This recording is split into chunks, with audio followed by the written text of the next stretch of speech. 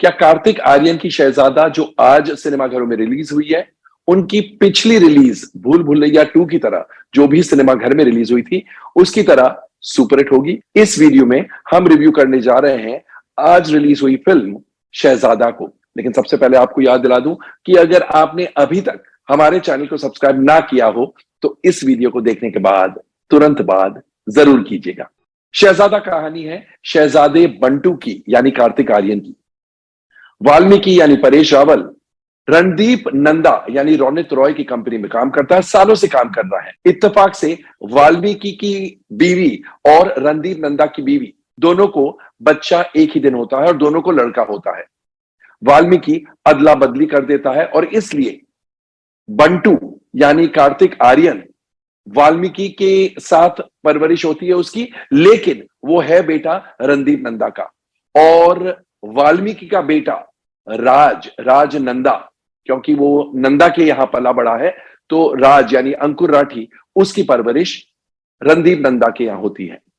और जब सच्चाई बंटू को पता चलती है तो क्या होता है क्या नहीं होता है वो सब बताया गया है। तो सारांश में ये कहानी है। आइए सबसे पहले एनालाइज करते हैं इस फिल्म के स्क्रिप्ट को, यानी कथा, पटकथा और संवादों को।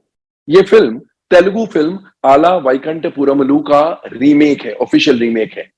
Original story and screenplay were written by Trivikram and the adapted screenplay इस फिल्म का यानी हिंदी फिल्म का, हिंदी रीमेक का अडैप्टेड स्क्रीन प्ले लिखा है रोहित धवन ने, जो कि इस फिल्म के डायरेक्टर भी है।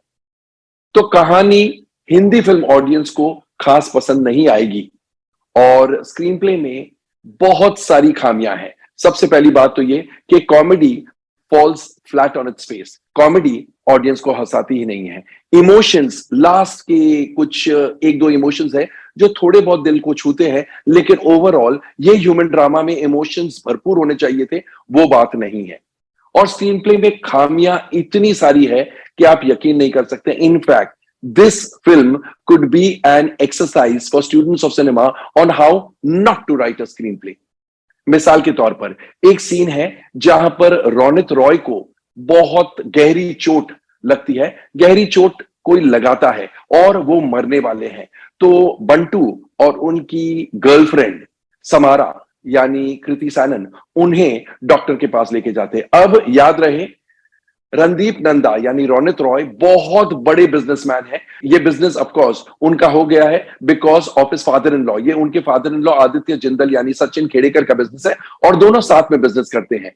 तो इतना आलीशान बंगलो है जिसमें वो रहते हैं, इतना बड़ा ऑफिस, यानी आप सोच सकते हैं कितने स्टाफ मेंबर्स होंगे। फिर भी जब ऑफिस में उन्हें लगती है और उन्हें बंटू और समारा हॉस्पिटल रश करते हैं, तब कैन यू बिलीव उनके ऑफिस के स्टाफ में कोई हेल्प ही नहीं करता है। और तो और अस्पताल पहुंचकर समारा बंटू को कहती है कि तुम आगे जाओ, ऑपरेशन थिएटर में लेके जाओ, मैं फैमिली को इन्फॉर्म करती हूं। क्यों भाई, ऑफिस वाले सब सो गए थे या सो रहे थे? उन्हें नहीं अकल है कि उन्हें घर वालों को इन्फॉर्म करना है।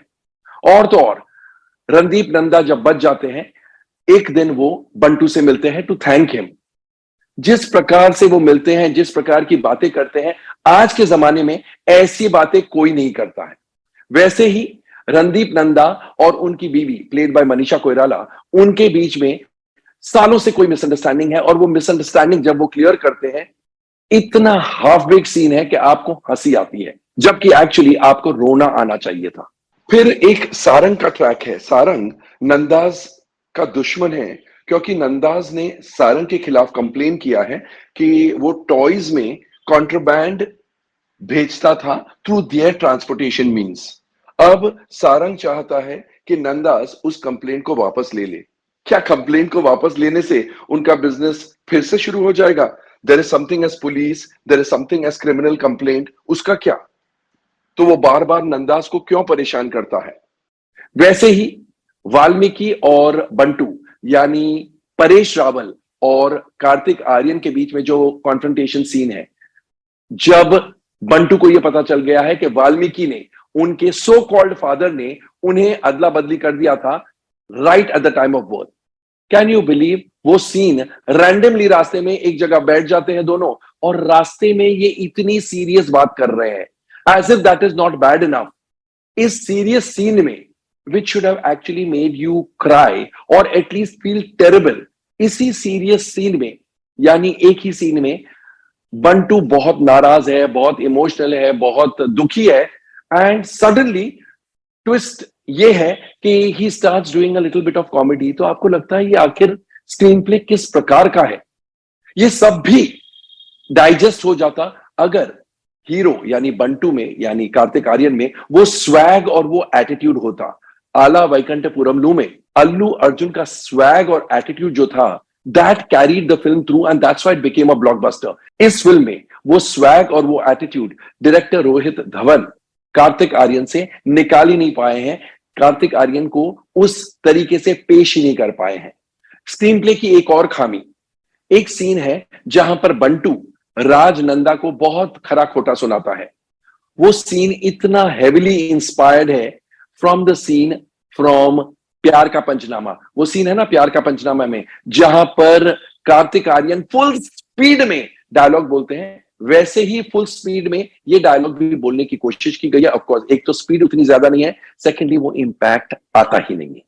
तो ये तो सारी खामियां स्क्रीन प्ले की है, और इससे भी बहुत ज्यादा खामियां हैं, बहुत सारी खामियां हैं। अब आते हैं डायलॉग्स की तरफ। डायलॉग्स भी बहुत ही ऑर्डिनरी है। ऑफकोर्स 2-3 जगह डायलॉग्स ठीक है, लेकिन overall the dialogues are weak. और इसका ब्लेम पूरा का पूरा हुसैन दलाल को हम नहीं दे सकते हैं, जो कि डायलॉग राइटर है, क्योंकि स्क्रीन प्ले इतना कमजोर है कि कोई भी डायलॉग राइटर इस किस्म के स्क्रीन प्ले में क्या लिख सकता।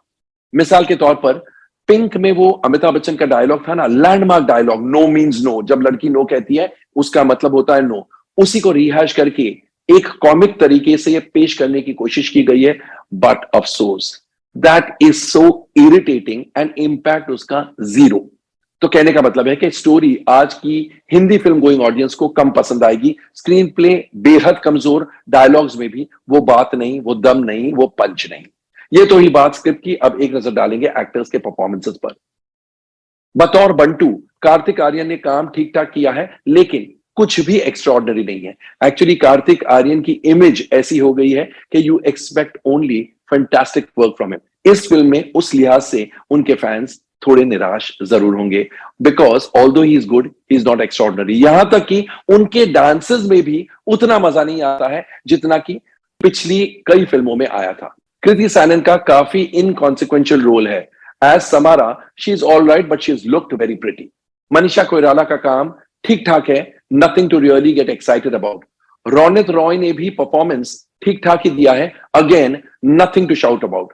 परेश रावल का काम अच्छा है, लेकिन अगेन ऐसी कोई बात नहीं कि आप कहें वाओ परेश रावल की एक्टिंग देखकर मजा आ गया, ऐसा कुछ भी नहीं है। Sachin Khedekar as Aditya Jindal is good, but could have been better. Ankur Rathee जो राजनंदा की भूमिका निभा रहे हैं, उनका किरदार इतना इरिटेटिंग है, but his performance is quite all right. Rajpal Yadav as police inspector Yadav एक सीन में आते हैं, एटलीस्ट उस सीन में थोड़ी स्माइल आपके चेहरे पर आती है, that comedy is reasonably good. Sarang की भूमिका में सनी हिंदुजा का काम ठीक है। अश्विन मुश्रान, अली असगर, कुणाल विजयकर ये फिल्म में क्यों हैं, क्या इंपॉर्टेंस है, क्या सिग्निफिकेंस है, समझ ही नहीं आता है। जस्ट टू इंक्रीज कैरेक्टर्स उन्हें डाला गया है। नर्स सुलोचना की भूमिका में शर्वरी लोहोकारे ने अच्छा सपोर्ट दिया है। राशुल टंडन भी एक सीन में नजर आते हैं as a port worker, but he also makes his presence felt. Of course इनके अलावा बहुत सारे और भी एक्टर्स हैं जिन्होंने ठीक ठाक सपोर्ट लैंड किया है। तो ये तो ही बात एक्टर्स के परफॉर्मेंसेस की। अब एक नजर डालते हैं डायरेक्शन और अन्य टेक्निकल एस्पेक्ट्स पर। रोहित धवन का निर्देशन कमजोर है। Actually, right from the scripting, everything is weak in this film. कभी कभी ऐसे होता है कि स्क्रिप्ट कोई खास नहीं होती है, लेकिन नरेटिव स्टाइल इतना अच्छा होता है कि वो ऑडियंस को बांध के रखता है। लेकिन इस फिल्म में the narration is quite weak, और जैसा हमने कहा स्क्रीन प्ले में, प्रेजेंटेशन में बहुत सी खामियां हैं। So overall his direction is weak. Film में संगीत प्रीतम का है जो कि अच्छा है, लेकिन एक सुपर डुपर हिट गाना वो मिसिंग है। एक और बात, दिवाली के अवसर पर एक गाना है नंदाज और जिंदल के बंगलों में।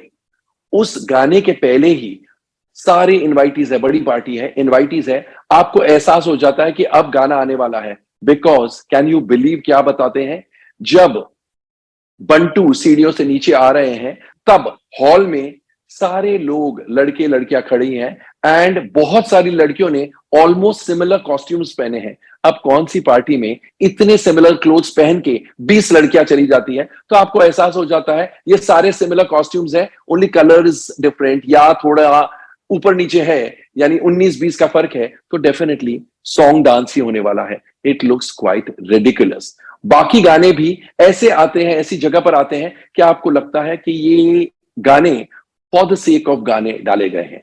ओवरऑल एक्चुअली ये कहना गलत नहीं होगा कि ये फिल्म एक फिल्म की तरह लगती है, ना कि अनफोल्डिंग ड्रामा की तरह। जब आप फिल्म देखने जाते हैं 5, 10, 15 मिनट बाद आप भूल जाते हैं कि ये एक फिल्म है। It actually unfolds like a drama. इस फिल्म में हर चीज इतनी बनावटी है कि आपको लगता है आप एक फिल्म ही देख रहे हैं।